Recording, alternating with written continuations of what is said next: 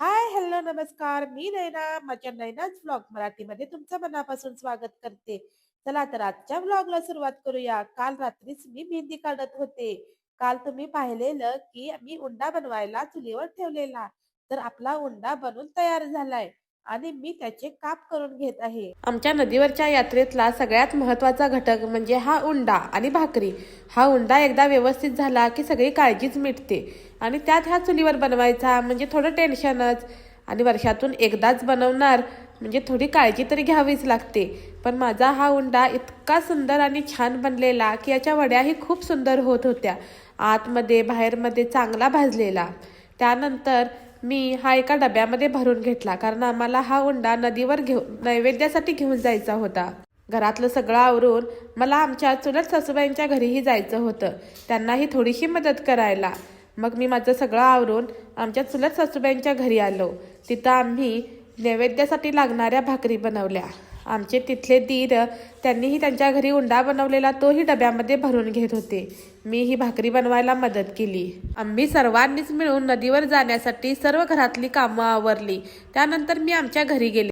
साहेब आणि मी छान तयार होऊन आमचं दुकान बंद करून आम्ही नदीवर जायला निघणारच होतो. साहेब दुकान बंद करेपर्यंत मी हा छोटासा व्हिडिओ घेतला. दोघंही छान तयार होऊन आमची गाडी घेऊन यात्रेच्या ठिकाणी जायला निघालो. जाताना रोड खरंच खूप खराब होता. तसंच आम्ही यात्रेच्या ठिकाणी पोहोचलो. यात्रेच्या ठिकाणी खूपच गर्दी झाली होती. ही यात्रा आमच्या गावापुरतीच असते. माहेरवासिनी या यात्रेला आवर्जून येतात. पै पाहुणे जास्त आले नाहीत तरीही आमच्या गावातल्या लोकसंख्येच्या मानानं ही जत्रा खरंच खूप मोठी असते. येतानाच वाटेत खूप साऱ्या आईस्क्रीमच्या गाड्या उभ्या होत्या. ट्रॅक्टर गाड्या थांबवून त्यांना तट बांधून या पद्धतीनं छोट्या छोट्या झोपड्या करून त्यामध्ये सर्वजण थांबतात. त्यानंतर आम्ही दोघंही देवीची ओटी भरायला गेलो. इकडे तर खरंच खूप खूप गर्दी होती. परशुरामाची माता असणारी देवी रेणुका 3.5 शक्तिपीठांपैकी एक असलेल्या माहूरगडाची देवी आहे. नवसाला पावणारी माझी यल्लमा देवीची ही जत्रा आमच्या या उचगाव नगरीत वर्षानुवर्ष या शाकंभरी पौर्णिमेला भरते. गाव मोठं असल्याने येथे गर्दीही खूप होते. आम्ही सर्वात आधी यल्लमा देवीचा जग येथे ओटी भरायला गेलो. खूप गर्दी होती, पण याच गर्दीतून वाट काढून मी ओटी भरली. देवीला नेलेला हार घातला. पानविडा, केळी, तांदूळ यांनी देवीची ओटी भरली. आमच्याकडे जगामध्ये वांगी, कांदे घालायची पद्धत आहे. मीही घरातून जाताना कांदे, वांगी घेऊन गेलेली जगामध्ये. तसेच या छोट्या पडल्यांमध्येही मी वांगी, कांदे घातले. त्यानंतर देवीकडे माझ्या कुटुंब कल्याणासाठी प्रार्थना केली.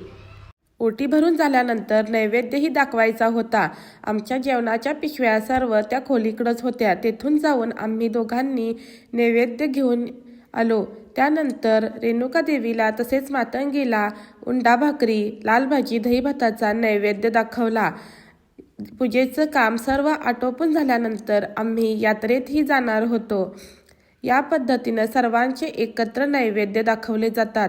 यात्रेत गेल्यानंतर कीर्तीताई, उमा, शैलाताई तसंच ही छोटे छोटे व्लॉग बघणारे माझे फॅन मला भेटतच होते. आम्ही यात्रेत फिरलो. यात्रेमध्ये या प्रकारे कानातली, लहान मुलांची खेळणी तसंच खूप साऱ्या वस्तू आलेल्या. सध्या ट्रेंडिंग चाललेले हे हेडफोन तसेच चिनी मातीची ही भांडी खूपच आकर्षक वाटत होती.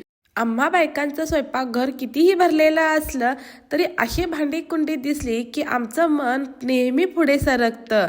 खूप छान वाटतं जेव्हा आपल्या स्वयंपाकघरात अशा नवीन नवीन गोष्टी असतात.